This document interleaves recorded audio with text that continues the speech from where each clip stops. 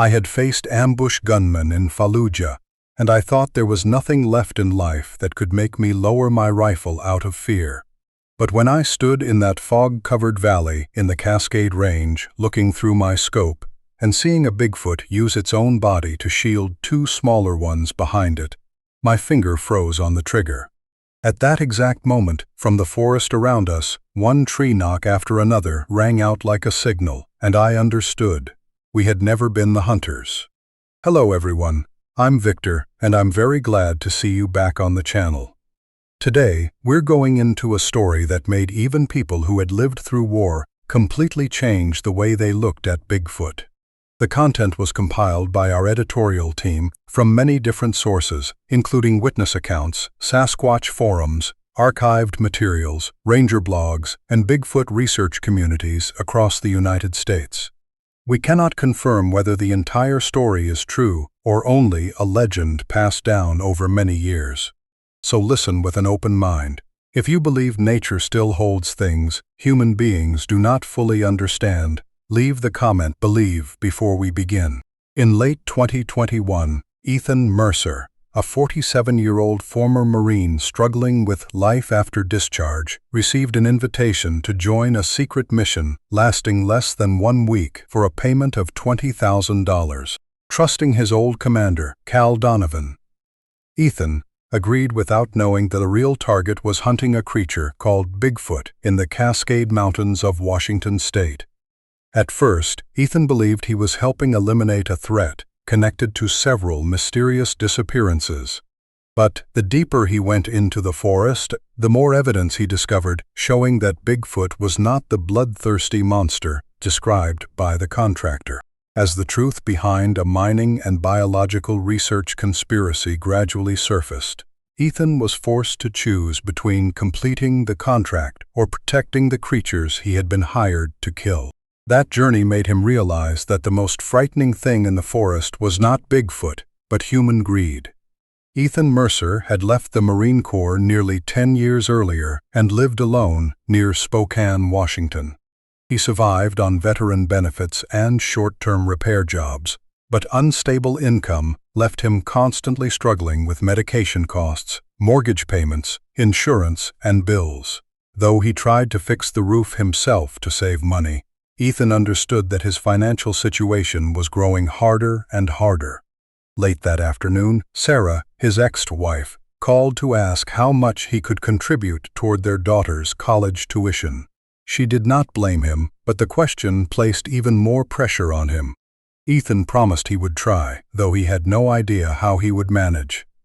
At exactly midnight, his phone suddenly rang. The screen showed the name Cal Donovan, the commander, who had once saved his life in war and had disappeared from his life for years.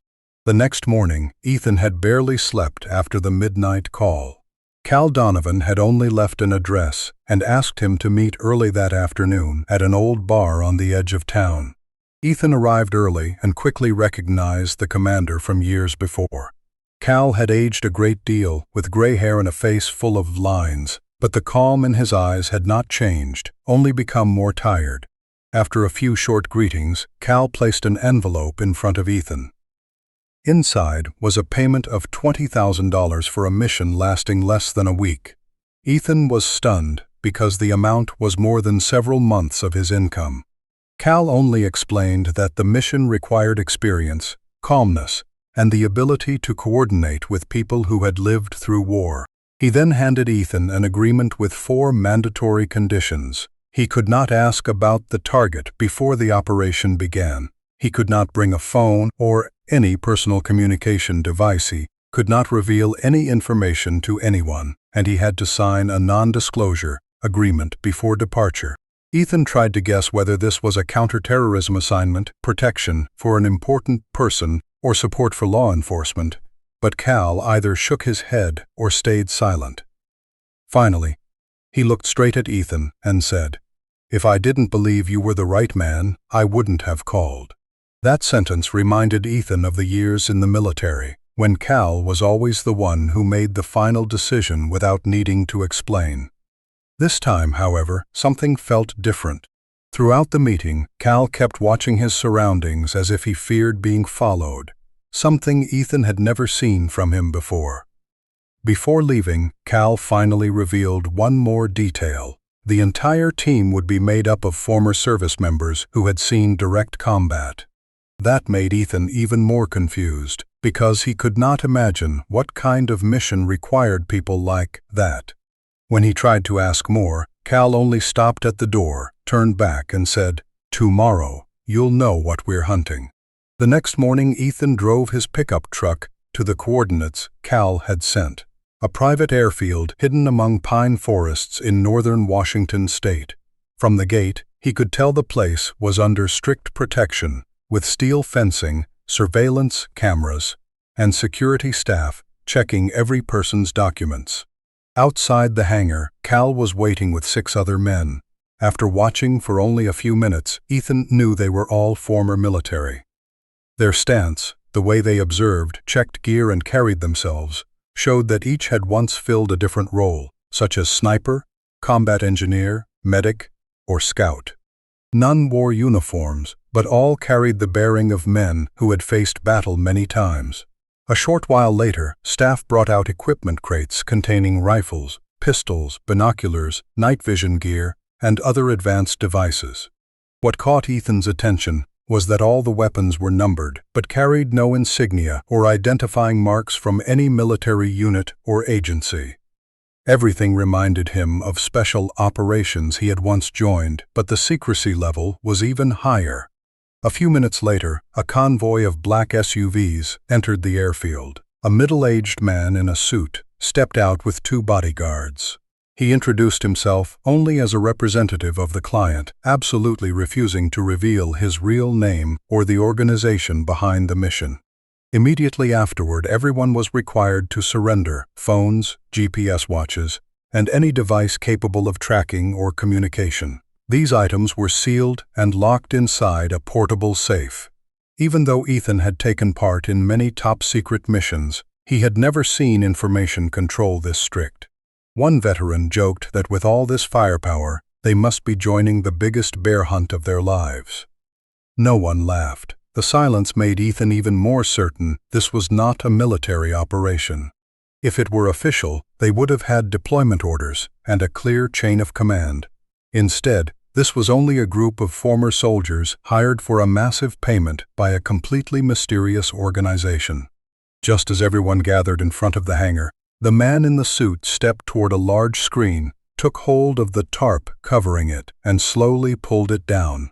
When the tarp came down, the first images of the mission appeared on the large screen. The man in the suit did not give a long introduction. He began with a series of scene photographs.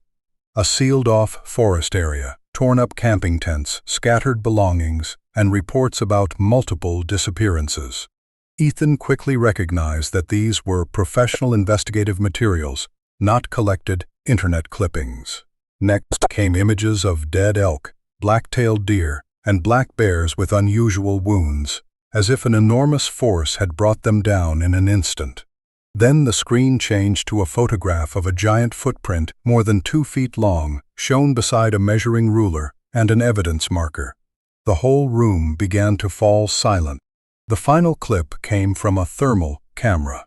In the middle of the forest appeared a heat signature shaped like a human but far larger than any normal person. The creature moved on 2 legs at astonishing speed, crossing in just seconds a distance that would take a human nearly a minute. When the footage ended, the man in the suit calmly announced, "Your target is to eliminate this Sasquatch individual."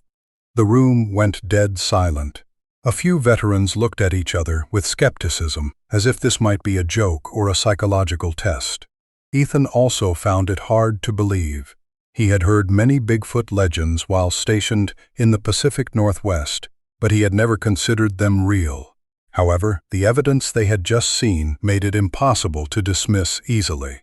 The man continued explaining that over the past 2 years, the target area had seen a series of disappearances involving rangers, hunters, and hikers.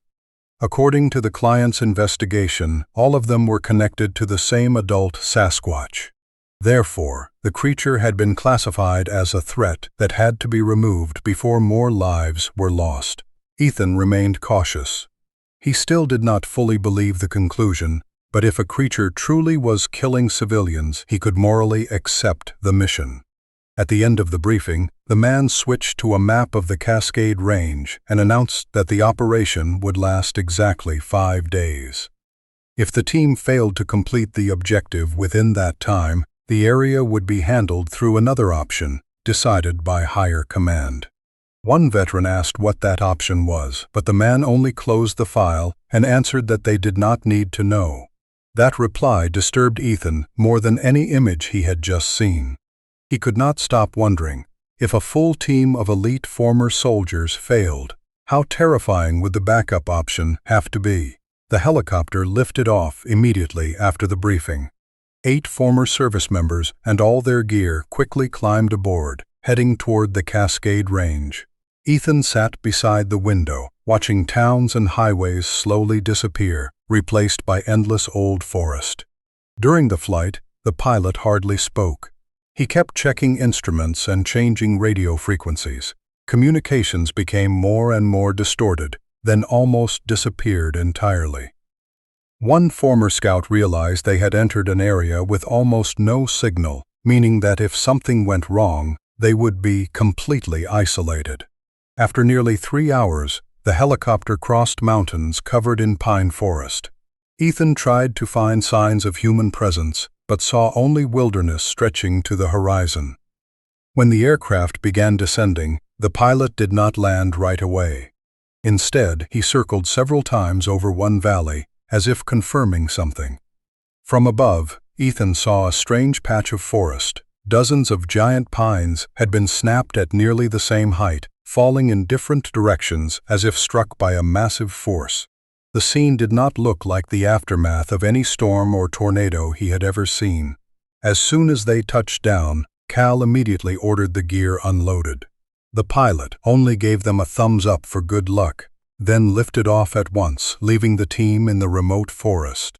That urgency made Ethan even more certain that this mission was far from ordinary. When the engine sound vanished, the entire forest sank into a strange silence. There were no birds, no squirrels, no insects, only the wind moving between towering pines. While checking the area, Ethan found a footprint pressed deep into the mud after the rain.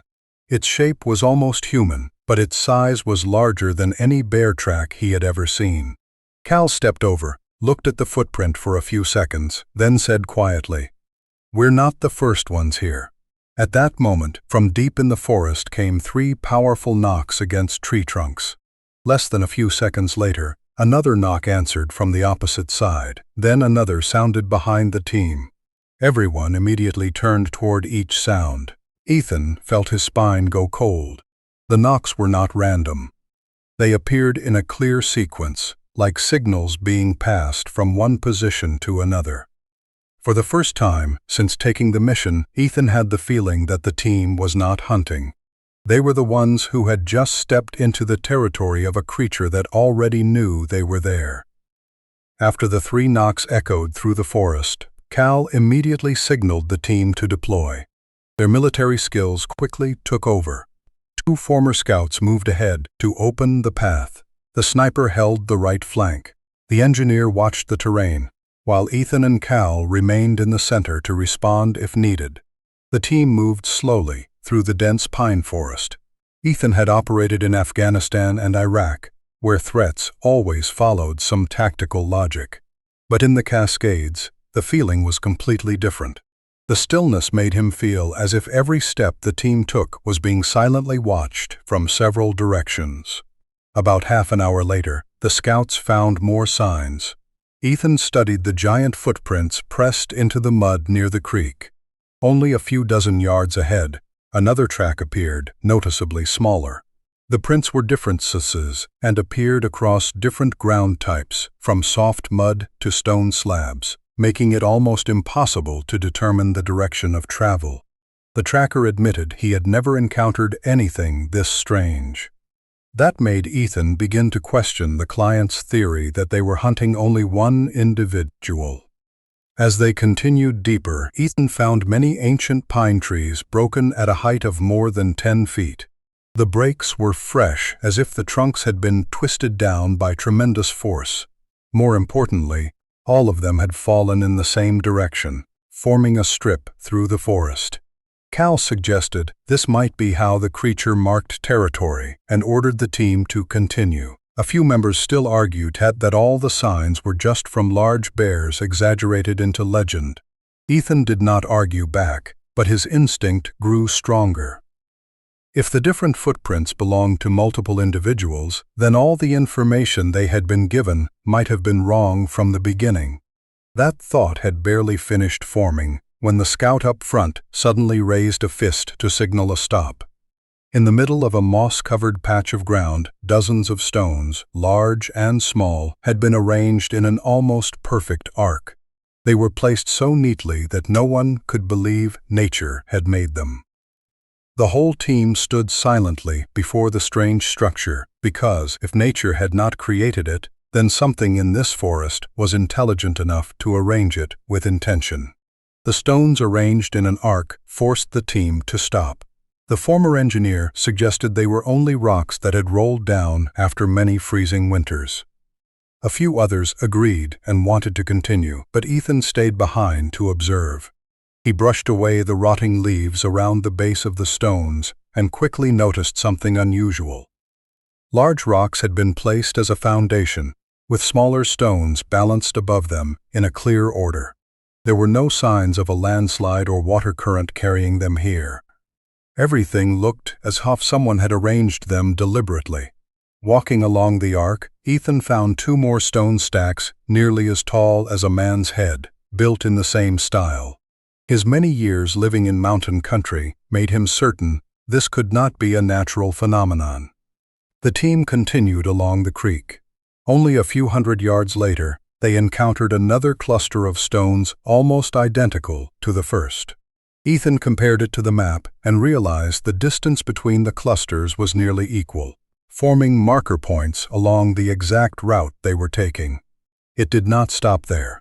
The team also found several tree trunks crossed into X shapes. One member laughed and said they were probably traces left by campers. Ethan stepped forward and tried to pull one trunk, but it barely moved. He explained that each log weighed hundreds of pounds and had been set at a very precise angle. From his experience, there was no way a few hikers had created structures like this. Cal only observed and ordered them to continue. He reminded everyone to focus on the target instead of decoding every sign in the forest. For the first time, Ethan spoke up against him. He pointed out that the report had mentioned only one Sasquatch, while everything they were seeing suggested signs of multiple individuals and a level of organization far beyond animal instinct. Cal answered briefly, "Complete the mission first, then draw conclusions." The answer did not reassure Ethan. Just as the team resumed moving, a low whistle rose from across the ravine. Everyone stopped at once. Only a few seconds later, another whistle answered from the opposite mountainside with almost the exact same rhythm. Ethan's eyes swept across the dark forest beneath the old pine canopy. At that moment, he no longer felt he was chasing an animal. He believed the team had stepped into an organized communication network, where the hidden creatures in the forest already knew exactly where they were. Right after the whistle, Cal signaled a change in direction. The team followed the slope down into a narrow ravine where the sound had come from. The terrain grew harsher, with vertical rock walls and dense pine growth limiting visibility. Ethan kept watching but saw no movement.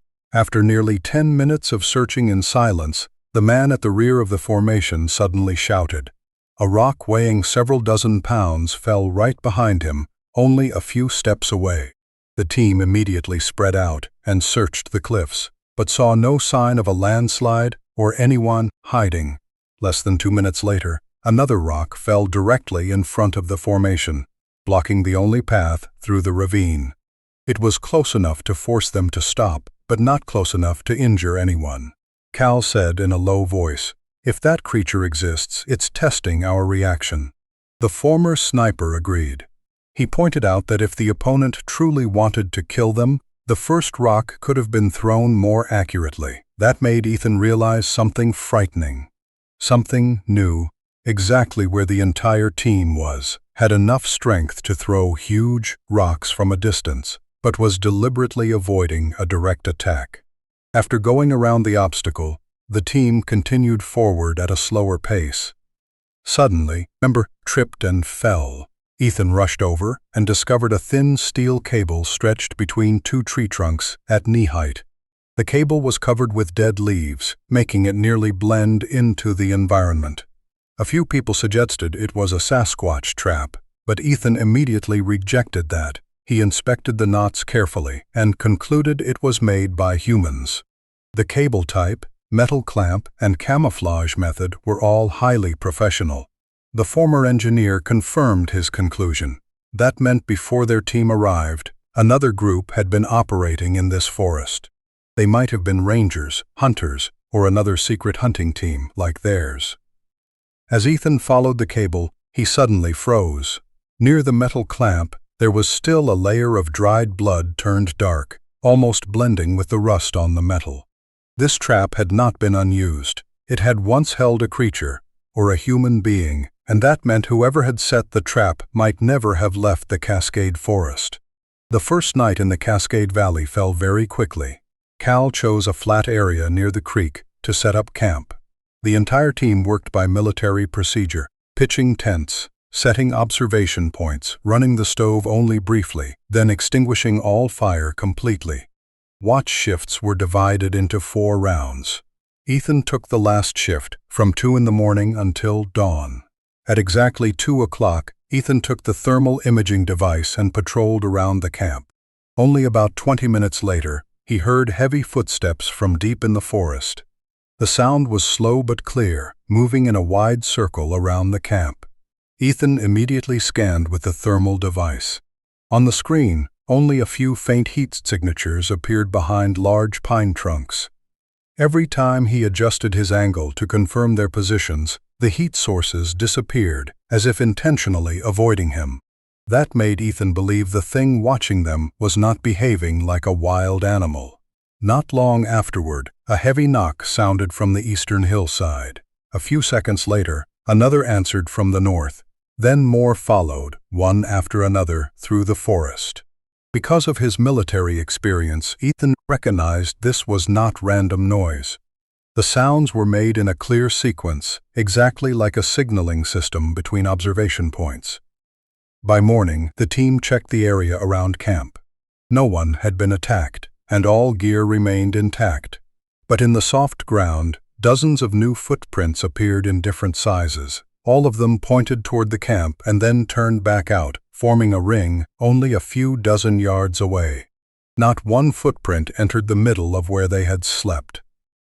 Ethan stared silently at the tracks. If these creatures truly wanted to kill them, they had the perfect chance all night. But they only observed. Then left before daylight. That discovery made some members impatient. They suggested actively pursuing the target instead of letting the other side control the game. While everyone was still arguing, Cal took out the satellite phone and checked it. The device gave a short alert, then displayed only one message from the contractor: "Do not return without completing the objective." On the afternoon of the second day, the team left the camp and followed the northern slope, where giant footprints were becoming more frequent. Under the thick forest canopy, visibility narrowed and forced everyone to move with extreme caution. The lead scout suddenly signaled a stop.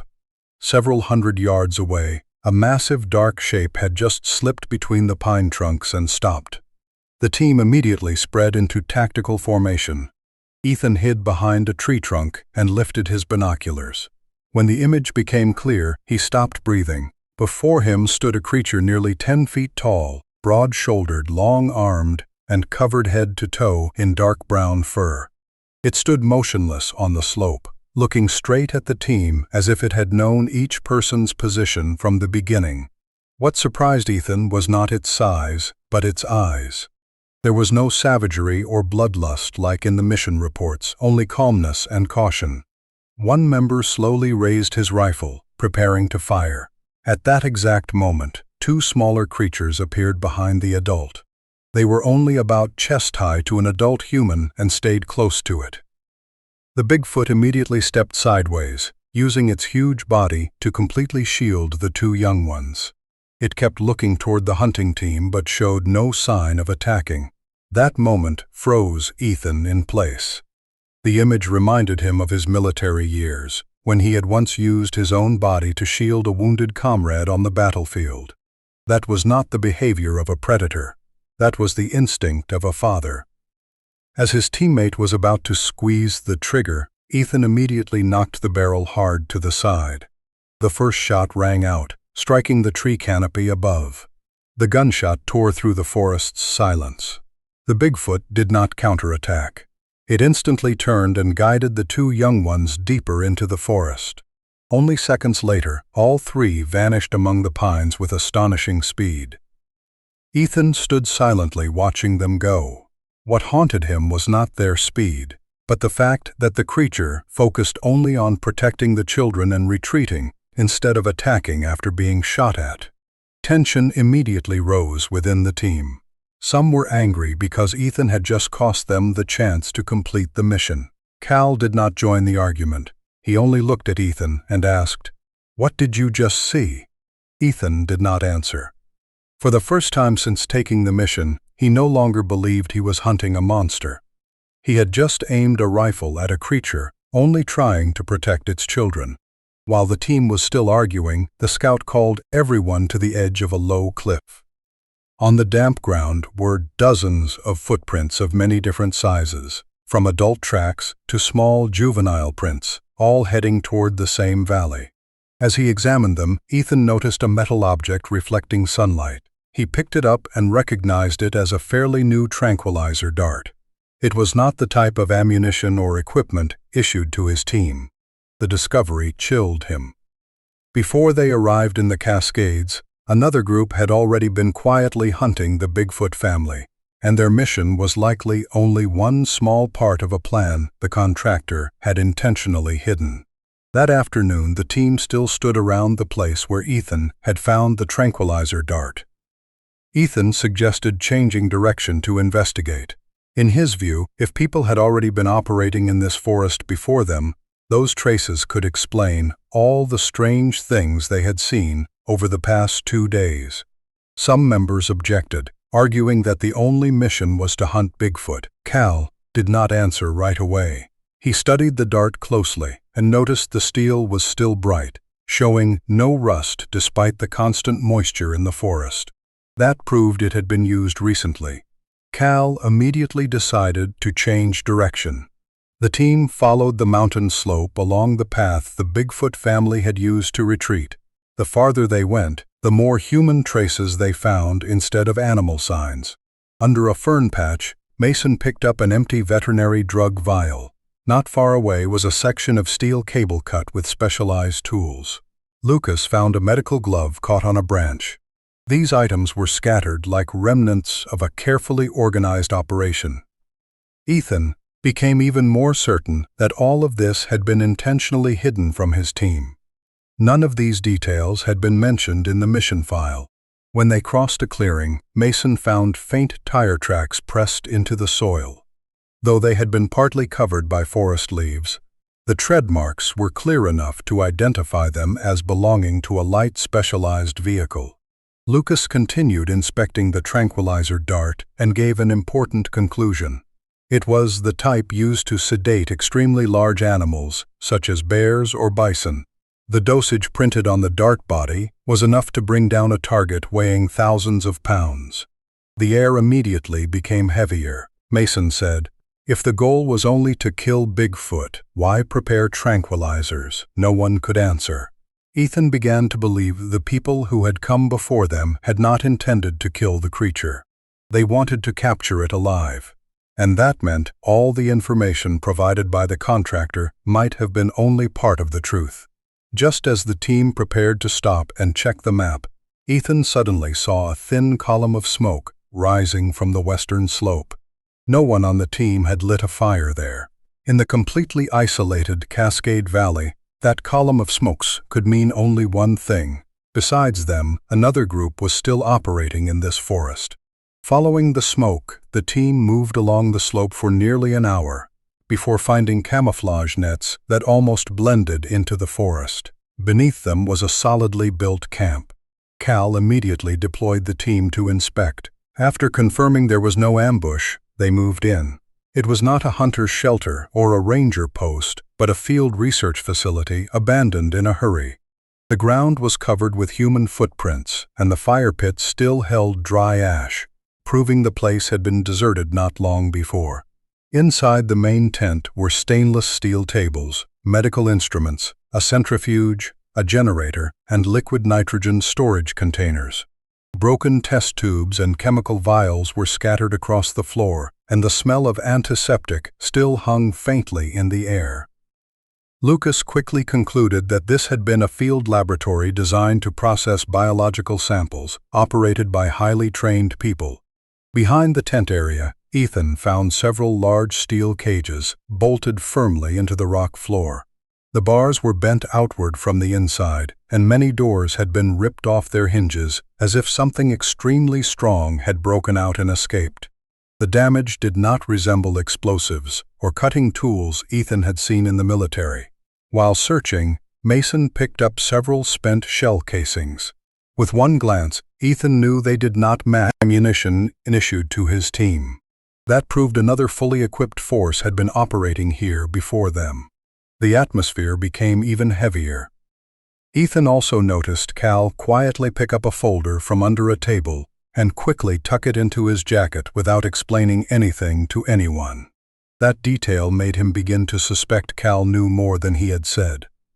Just as the team prepared to leave, Lucas opened a small freezer hidden behind a metal rack and suddenly froze. Inside, among empty preservation trays, there was one sample container left. Behind the cold storage material was a piece of dark brown tissue that had not yet decomposed, showing that the preservation system had only recently stopped running. That meant one terrifying truth. The people operating this laboratory might have just left the Cascade Forest, and might still be somewhere nearby. Lucas placed the container on the table and used a handheld microscope to inspect the tissue sample. After several minutes of observation, his face became serious. He concluded that the tissue did not belong to a human and was not from a bear. Its cellular structure had many traits closer to primates than any native animal in North America. The tent fell into silence. Ethan was not a biologist, but he knew Lucas was careful. If Lucas made a conclusion like that, the sample had to be extraordinarily important. While the others continued discussing, Ethan checked the back of the tent. Behind a fallen metal rack, he found an iron bin full of half-burned documents. Most of the files had turned to ash, but several pages were still readable. The first line made Ethan freeze. Specimen 4. Below it were the entries adult female, blood sample, and behavior observation, formatted exactly like a research report. Ethan continued flipping through the surviving pages. All the documents were clearly dated, and all had been created months before Cal contacted the team. That meant one important truth. The client had not newly discovered Bigfoot. They had been tracking, collecting biological samples from, and studying these creatures for a long time. Another half-burned page drew Ethan's attention. Though nearly half the content was gone, 2 words in bold remained in the middle of the page. Family group, family. Not a single individual like the mission file had claimed. Every piece immediately connected. The large and small footprints. The tree knock signals across the forest. The Bigfoot shielding 2 young ones, and the secret laboratory. Clearly, an entire Bigfoot population was living in the Cascade Valley, and that information had been intentionally hidden. Ethan unconsciously looked toward Cal. The commander was also reading another folder, then quietly putting it away before Ethan could see it clearly. Cal's calmness made Ethan begin to suspect him. Had he known part of the truth beforehand?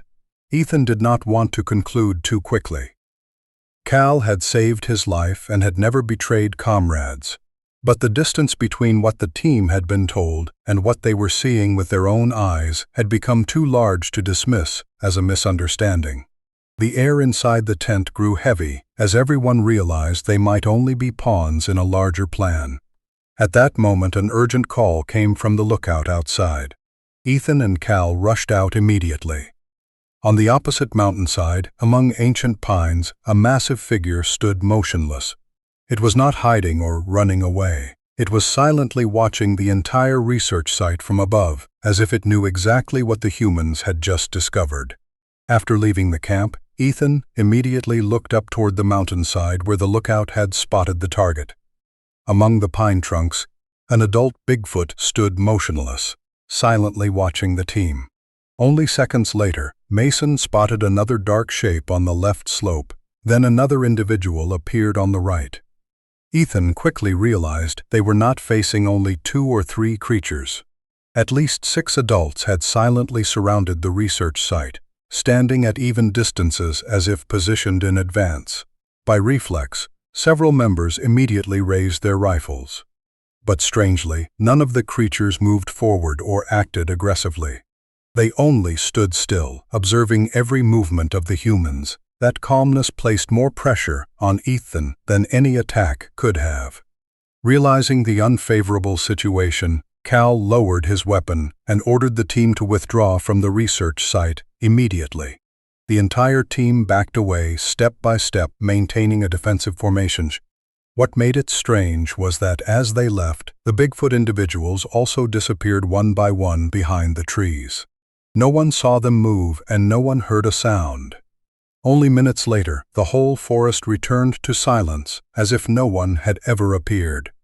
When they reached a clearing, Mason observed that from the beginning, these creatures had never actively attacked. They only appeared whenever humans pushed too deeply into their territory, then applied pressure to force them to leave. That observation made many team members begin to question the true objective of the mission. If Bigfoot was only protecting territory and family, the entire extermination operation might have been built on a false assumption. However, others still argued that it might only be a tactic meant to deceive the hunting team before a counterattack. Ethan did not rush to conclude.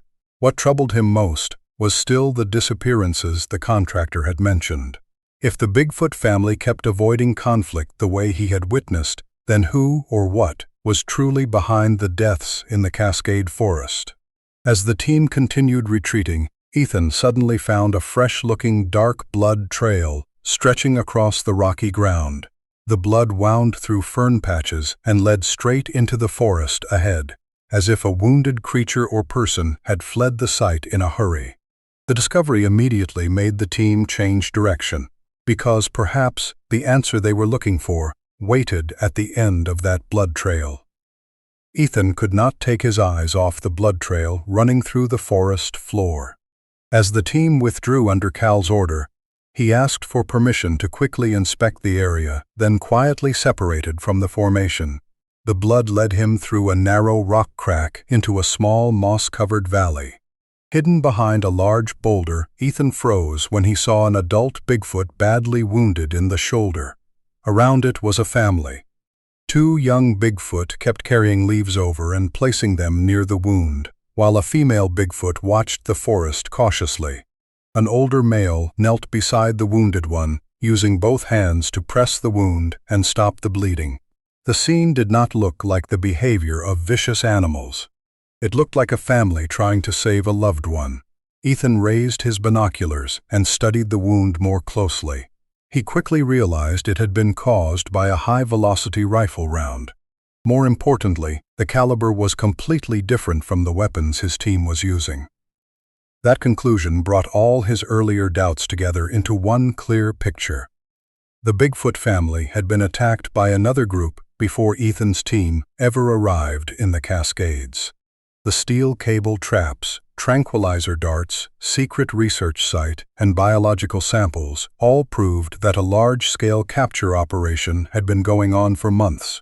Just as Ethan continued watching, the female Bigfoot suddenly turned her head and looked directly at him. The 2 sides faced each other in silence. Instead of rushing forward to attack, she only stepped back once to shield the 2 young ones. Ethan also slowly lowered his rifle, keeping his hands away from the trigger to show he had no intention of causing harm.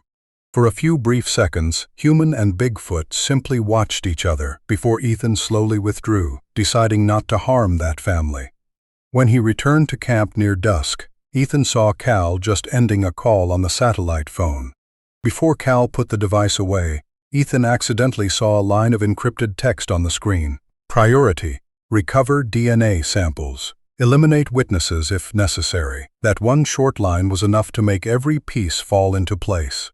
He understood that their mission had never simply been about protecting civilians or killing a dangerous creature.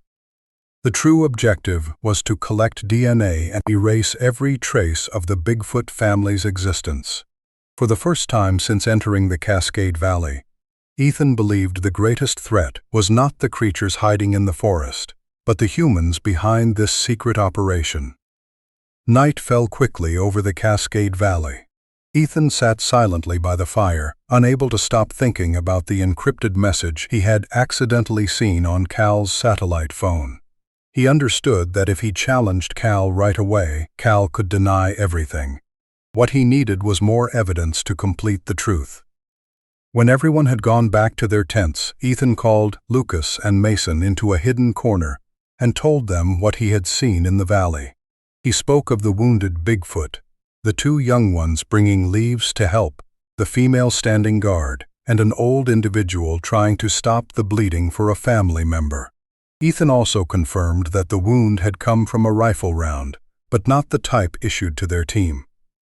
Lucas went silent, while Mason remembered a mission in Iraq when his unit had been pushed into an ambush because of false intelligence, costing his younger brother his life. The three began comparing everything from the beginning of the operation and realized they had never personally seen any victims or direct evidence that Bigfoot had actively attacked humans. Everything was based on photographs, videos, and reports provided by the contractor. Ethan became even more certain they were being led by a manufactured story. The next morning, Ethan found Cal and directly asked about the message and the documents from the research site. After several seconds of silence, Cal admitted that he had also begun to doubt the mission. He explained that he had only been hired to command the team because of his combat experience, and at first he believed they had to eliminate a dangerous creature. Only after seeing the abandoned research site and the half-burned files did he realize things were not what the contractor had claimed. Ethan looked for a long time at the man who had once saved his life and understood that Cal was also only one link in someone else's plan, not the mastermind. Though trust was not fully restored, both men understood they now stood on the same side, before a much larger secret. As the truth was gradually shared with the other members, the team quickly split into two camps. One group wanted to leave the valley, believing the contract had been built on lies.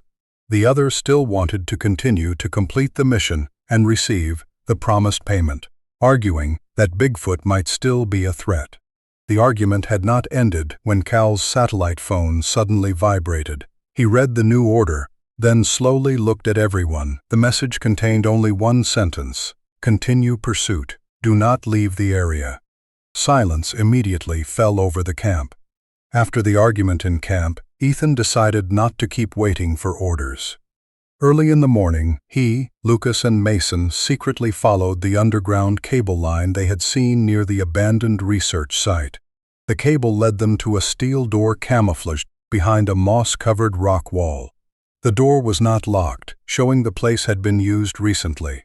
Inside was a tunnel leading to a secret storage room. The base had been cleared out in a hurry. Servers removed, hard drives smashed, cables cut. However, many paper documents remained. Ethan and Lucas opened file after file and found maps marking dozens of locations in Cascade Valley, along with DNA analysis and tissue sample records collected over several months. Lucas confirmed that these samples belonged to a primate group not recorded in any database he knew. The most important discovery lay inside an iron briefcase in the corner. Inside was a cooperation agreement between a biotechnology company and a mining corporation. The document clearly stated that if the existence of the Bigfoot population became public, the entire area would qualify as a federal preserve, meaning a mining project worth billions of dollars would be canceled. Internal notes also confirmed that the goal was to erase all evidence of Bigfoot before any independent agency could reach the site. The disappearances, attack reports, and hunting operation were all used to legitimize this plan. Lucas set the file down angrily. He said the team had never been hired to protect people. They were only tools used to protect the interests of those behind the contract. Ethan understood that every reason he had accepted the mission had completely collapsed. From the moment he read those documents, he, Lucas, and Mason had also become people who knew too much.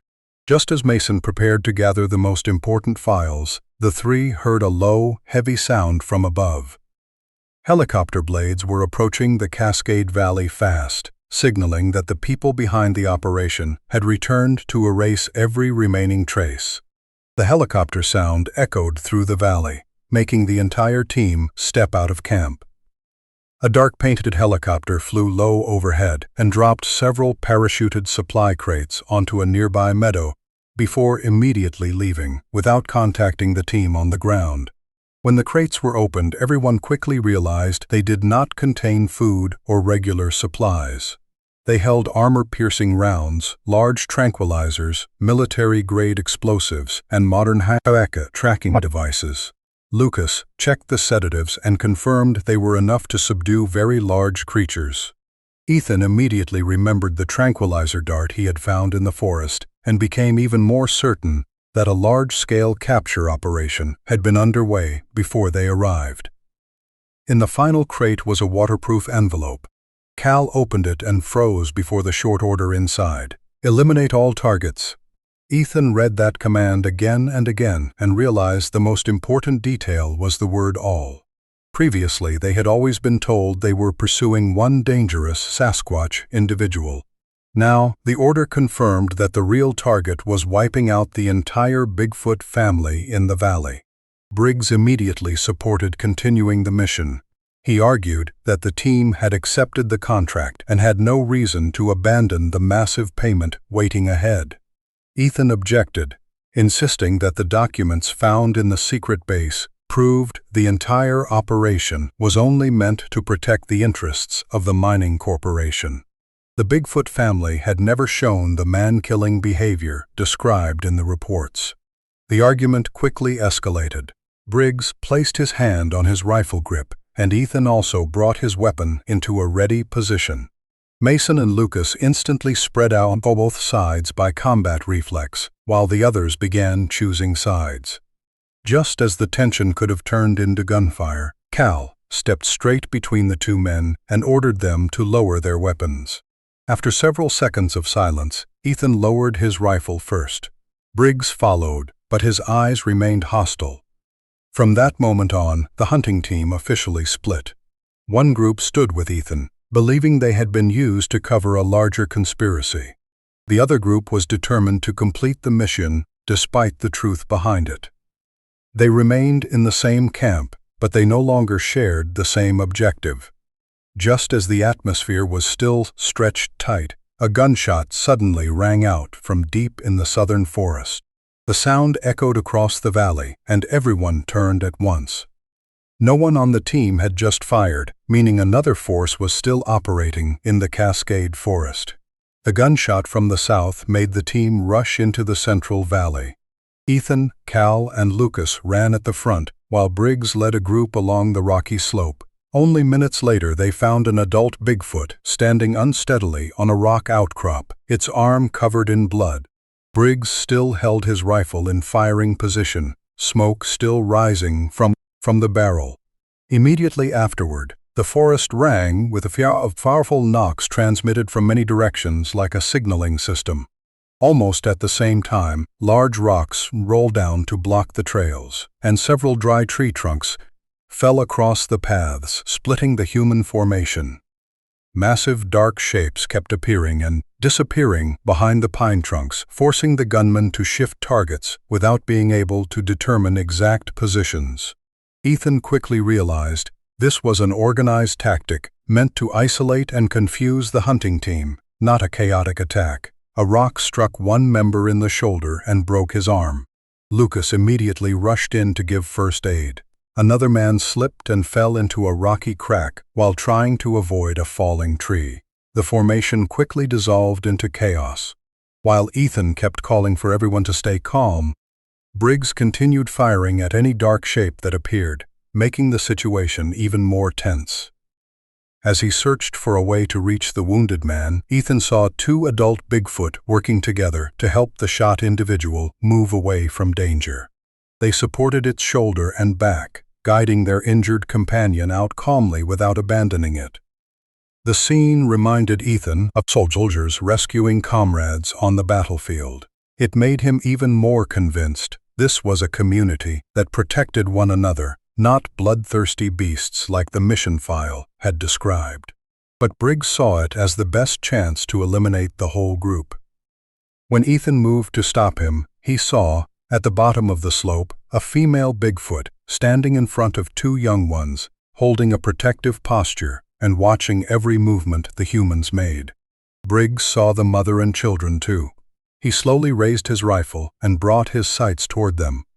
Ethan understood that if the next shot sounded, every chance to end the confrontation peacefully would be gone. Briggs held his rifle tightly, his finger on the trigger as the female Bigfoot and two young ones stood clearly in the forest opening. Ethan knew that if he was even a moment too late, all hope would end. He lunged forward and knocked the barrel aside just as Briggs fired. The bullet slammed into a tree behind them and missed the target. Briggs immediately swung the rifle toward Ethan. The two men faced each other in silence, representing two opposite choices. One determined to complete the order at any cost, the other refusing to continue a hunt he believed was wrong.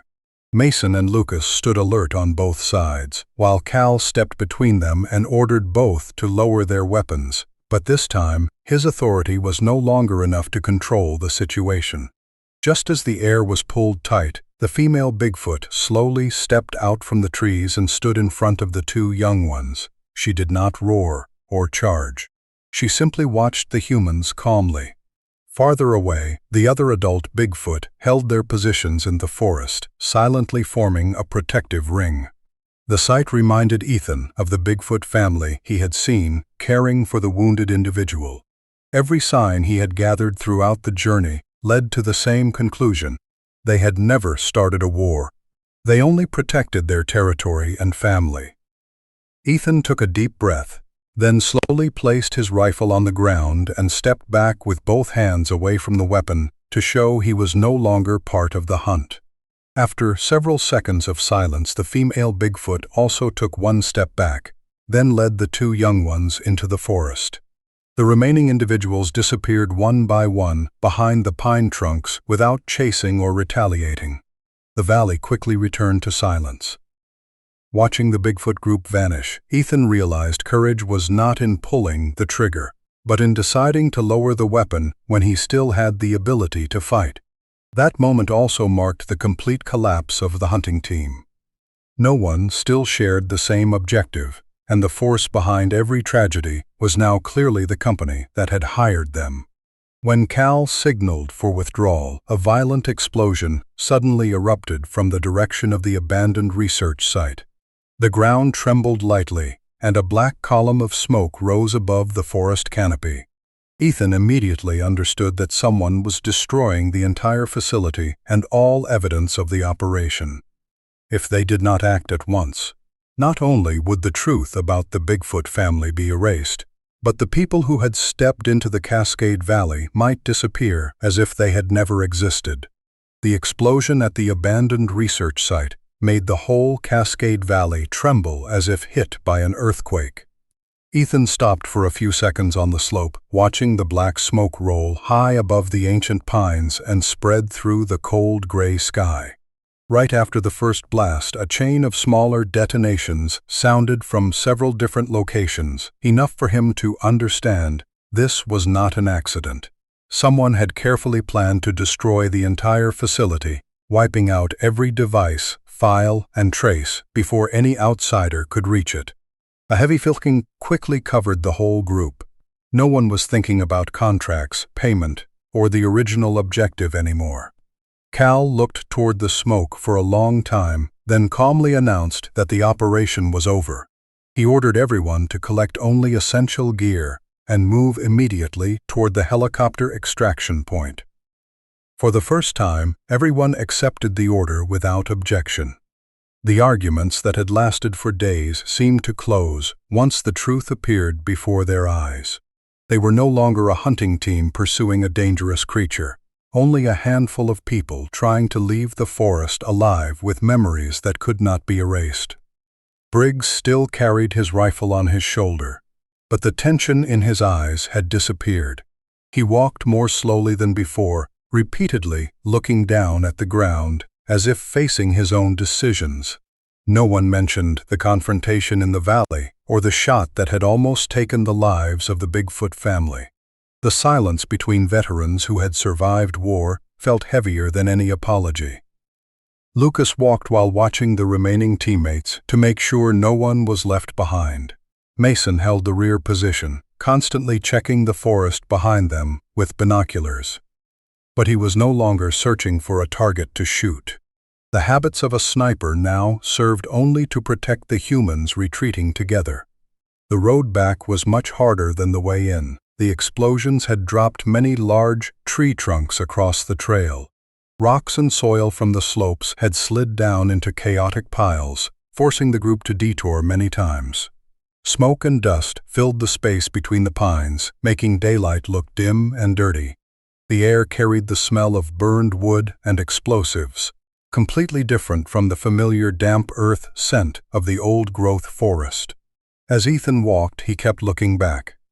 He did not see any Bigfoot shapes among the tall trees, but inside him was the very clear feeling that they had never truly left the watch of the residents of this place. That feeling no longer worried him as it had in the first days. Instead, it gave him a strange calm. He believed the Bigfoot group was still silently watching each step they took, not preparing an ambush, but confirming that the unwanted visitors were finally leaving their territory. That restraint made Ethan even more certain that everything the contractor had said was only part of a story built to serve private interests. If Bigfoot truly had wanted to eliminate the hunting team, the forest had given them countless chances, far better than any direct confrontation. When the group crossed a high rocky slope overlooking the valley below, Ethan suddenly stopped. On the opposite mountainside, among thin mist and moss-covered fir trunks, an old Bigfoot stood silently watching. Silver fur mixed with dark brown made it stand out against the shadowed forest. The creature kept its distance, did not come closer, and made no threatening gesture. After only a few seconds, it quietly turned and slowly disappeared behind the trees, like a silent farewell to the humans who had finally chosen to leave instead of continuing a meaningless hunt. The helicopter pickup point was a clearing halfway up the mountain, where tall pines bent by cold wind formed a natural barrier around it. When the group reached it, the sound of the rotors was already echoing from far away, mixing with the wind whistling through the rock walls. Ethan looked around at the faces of the survivors. Everyone's clothing was covered in mud, ash, and tree sap. Scratches and exhausted eyes told more than any post-mission report ever could. No one mentioned the $20,000 payment or the promise of a short mission anymore. The only thing they wanted now was to leave the Cascade Valley before the people behind everything erased it further. While they waited for the helicopter to appear, Cal slowly asked each person to hand over all documents, samples, and devices collected during the withdrawal. No one reacted harshly, but Ethan stood still for several seconds. In his backpack were still a few half-burned pages taken from the research site, enough to prove the place had once existed. He understood their value, and he also understood the price if those papers fell into the wrong hands. Cal stepped closer and looked at Ethan calmly. He did not pressure him and did not command him like a superior officer. Instead, he slowly took a small hard drive sealed inside a waterproof bag from his breast pocket. Ethan recognized it as the very device Cal had quietly pocketed it while everyone else was busy checking the research site. Cal sighed lightly before speaking, his voice deep and heavy, as if carrying the weight of many years in the military. Cal explained that he had secretly copied whatever data could still be accessed before the facility was destroyed. It contained research reports, contracts, and files strong enough to prove the real conspiracy behind the company that had sent them. Ethan stared at the hard drive, hope rising inside him that the truth might finally have a chance to come into the light. But Cal shook his head. In a calm voice, he said that if they took that device out at this moment, none of them would have a chance to survive. A corporation capable of building a research lab deep in the forest, hiring an elite team of veterans, and erasing an entire base in minutes could surely make a few witnesses disappear without leaving a trace. Right before Ethan's stunned eyes and the eyes of the others, Cal placed the hard drive on a flat rock and smashed it hard with the butt of his rifle. The plastic case cracked open, and the circuits inside shattered after the second blow. He struck it several more times until the device was reduced to a twisted pile of unrecoverable parts. No one tried to stop him. Ethan felt as if part of his hope broke apart with every strike. But when he looked at Cal's old and exhausted face, he understood that his former commander was not trying to hide a crime. He was choosing the only thing that could get the survivors back to their families. Cal lowered his head slightly and apologized. He did not apologize for bringing Ethan to the Cascade Valley, and he did not apologize because the mission had failed. What tormented him most was that he had placed trust in people who did not deserve it. Throughout his military years, Cal had always believed he could distinguish right from wrong through experience and responsibility. Only now did he realize that loyalty could also be used to serve dark purposes. Ethan stood silently as he saw the corners of the old commander's eyes redden, then one tear slowly rolled down. It was the first time since he had known him that Ethan had ever seen the man who once saved his life on the battlefield reveal such helplessness. The sound of the helicopter quickly came closer. When the aircraft descended, everyone climbed aboard one by one, carrying no physical evidence of what had happened in the forest.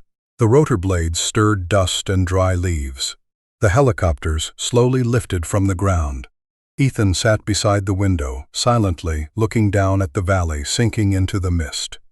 Among the trees below, he suddenly saw the entire Bigfoot group standing scattered along the edge of the forest. Adults, young ones, and the old Bigfoot all quietly followed the departing helicopter with their eyes.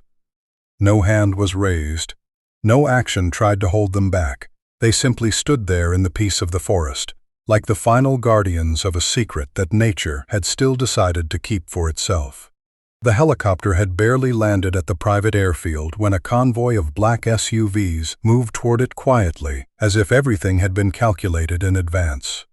Ethan stepped down after nearly 5 days in the Cascade Valley, his clothes covered in dirt and torn by branches. The mysterious man who had hired the team still stood in the same place, his face coldly calm. He did not ask how many people were still alive, and he did not ask what had happened in the forest. His first and only question made Ethan stop: whether any documents, samples, or devices had been brought out of the area. That one question was enough for Ethan to understand that the true goal of the operation had never been killing Bigfoot. What the force behind it cared about was controlling all information related to their existence. Each surviving member was given exactly $20,000 in cash as originally promised. Thick envelopes were placed on a folding table beside a new non-disclosure agreement. The terms required them not to reveal any details of the mission, or they would face severe legal consequences. The atmosphere grew heavy. No one still saw the money as a reward. After everything they had witnessed, it felt more like the price of silence than recognition of effort. Ethan held the envelope in his hand but did not open it. The image of the Bigfoot family shielding one another in the forest remained clear in his mind. He remembered the adult Bigfoot using its body to protect the 2 young ones. He remembered the group working together to carry the wounded individual away from the chaos, instead of abandoning one of their own. Those memories drained all value from every explanation the contractor had given. Ethan understood that he had entered the forest believing he was protecting humans. But when he left it, he realized the hunted creatures were the real victims. In the end, he still accepted the money, because he knew refusing it would change nothing at that moment. However, in his heart, Ethan made a different decision. He would keep the Bigfoot family's identity and home hidden, no matter who might return to the Cascade Valley in the future. A few weeks later, the news announced that the entire area had been closed for safety and environmental research reasons. Ethan only watched the screen in silence, then turned off the television. He knew that behind that short announcement was a secret many people would never be allowed to know. Months passed after Ethan left the Cascade Valley, but memories of that forest never left him. Local news carried only a brief notice that a serious wildfire had damaged much of the mountain region in northern Washington, so the entire forest area would be closed indefinitely for ecosystem recovery. The report lasted less than a minute before moving to another topic. Not one line mentioned the secret operation, the field research lab, or the veterans who had been hired for a payment of $20,000. What had happened seemed to be erased from the outside world, as if it had never existed. Ethan understood that the people behind the operation had achieved what they wanted. They did not need people to believe in Bigfoot. They only needed no one to ask questions about that forest anymore. The lives of the survivors also quietly changed in different ways. Cal left every job connected to security and the military, spending most of his time at a small lakeside house, far away from the calls that once made him ready to accept any mission. Lucas left emergency medicine and became a veterinarian at a clinic outside Spokane. He said he wanted to heal creatures that could not speak, because after what he had witnessed in the valley, he realized human beings were not always the species most deserving of priority. Mason changed in his own way. The man once known for his precision as a military sniper locked his hunting rifle away and never carried it into the forest again. From time to time, the group still met for coffee, but no one willingly brought up the 5 days that had changed their lives. That silence did not come from fear. It came from the feeling that some experiences could only be understood by those who had stood together inside that forest. Ethan, however, had never truly left the Cascade Valley. Many nights he woke before dawn, remembering the calm eyes of the female Bigfoot as she stood between him and the 2 young ones. It was not the gaze of a predator, and it held no hatred. It was the gaze of any father or mother ready to protect family from danger. The more he thought about that moment, the more he felt that many things he had believed for years had changed. He began reading every book related to Sasquatch, from folklore reports and journals from Pacific Northwest settlers to the traditions of native tribes such as the Salish, Quinault, and Yakima. What surprised him was not the stories about giant creatures, but the shared thread running through most of the traditions. The tribes rarely described Sasquatch as a monster. They saw them as ancient residents of the old forest, beings that needed to be respected and left undisturbed. Ethan gradually understood that modern humans might be busy trying to prove or disprove Bigfoot's existence, while those who had lived alongside the forest for thousands of years had chosen a much simpler way: keep distance and give nature the respect it deserved. One early autumn morning, when Ethan opened the door to pick up the newspaper from the porch, he found a brown envelope placed on the wooden step. There was no postmark, no sender's name, and no trace showing how it had been delivered. He picked up the envelope and felt something thin and stiff inside, like a photograph. In that instant, Ethan sensed that the past he thought had closed was perhaps not truly over, and that whoever or whatever force had quietly watched everything all this time had decided to knock on his life once more. Ethan stood on the porch holding the envelope for a long time. Inside was only an aerial photograph and one carefully typed line on the back. Some secrets exist because they should remain untouched. He immediately recognized the Cascade Valley, the place that had changed the way he saw the forest and the creatures once called monsters. In the photograph, the stone rings and territorial signs remained intact among the sea of green pines, with no logging roads, machinery, or human traces anywhere. The photograph made Ethan understand that someone was still watching that place, and was also watching those who had taken part in the mission years ago. He did not know whether the sender wanted to warn him, threaten him, or simply remind him to keep his promise. But that mattered less than the peace he felt, knowing the valley remained exactly as it had been when he left. Many years later, Ethan decided to tell the whole story, but he deliberately hid the company's name, the exact location, and every detail that could lead others back. He did not choose silence out of fear, and he did not tell everything to seek fame. What he wanted was only for others to understand that in the vast forests there are still many things humans do not truly know, and not every mystery needs to be conquered. Even today, Ethan cannot say for certain whether Bigfoot is an undiscovered creature science has not yet recognized, or only a rare legend accidentally witnessed by a few people. Still, there is one thing he always believes. The greatest danger in the Cascade Valley that year never came from the nearly 10-foot-tall beings who knew how to protect family and avoid conflict. The most frightening thing was always human greed, the kind that could turn an innocent family into a target just to protect the enormous interests waiting behind it. Every time Ethan remembers the calm eyes of the female Bigfoot as she stood shielding the two young ones, he feels that lowering his rifle that day was the rightest choice of his life. He understands that courage sometimes is not in defeating an enemy, but in recognizing that you were wrong and stopping before everything becomes too late. If his story can make even one person step into the forest with respect instead of the desire to conquer, then the memory of the Cascade Valley will no longer be only a buried secret. It will become a reminder that nature still has things worth preserving, even if the whole world never gets to know them.